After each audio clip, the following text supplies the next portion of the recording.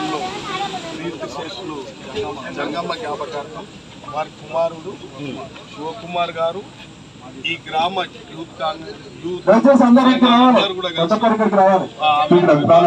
ఆమె జ్ఞాపకార్థం ఇలా మహిళలు కూడా ఇక్కడ రావడం జరిగింది.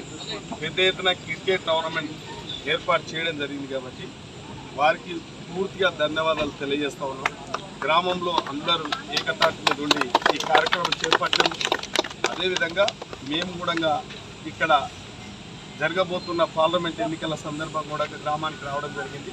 మీ అందరితో కోరుతా ఉన్నాం, యువకులు మీరు బాగా ఆలోచన చేసుకోండి. యువకులు ఇవాళ ఈ దేశం ఎటుపోతుంది, ఈ రాష్ట్రాన్ని పట్టి పీడించిన 10 సంవత్సరాలు ఈ దేశాన్ని కూడా ఇవాళ చూడండి, మీరంతా ఆర్థిక నేరగాళ్ళు ఎక్కువైపోయారు ఈ దేశంలో. మోదీ అనేటోడు ఇవాళ సూటు బూటు తప్ప ఈ దేశానికి ఒరగబెట్టింది ఏం లేదు.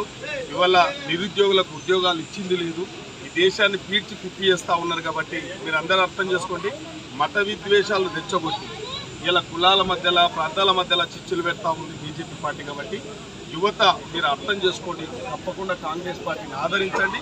మీకు రాబోయే కాలంలో మంచి ముఖ్యమంత్రి, మన జిల్లా ముఖ్యమంత్రి.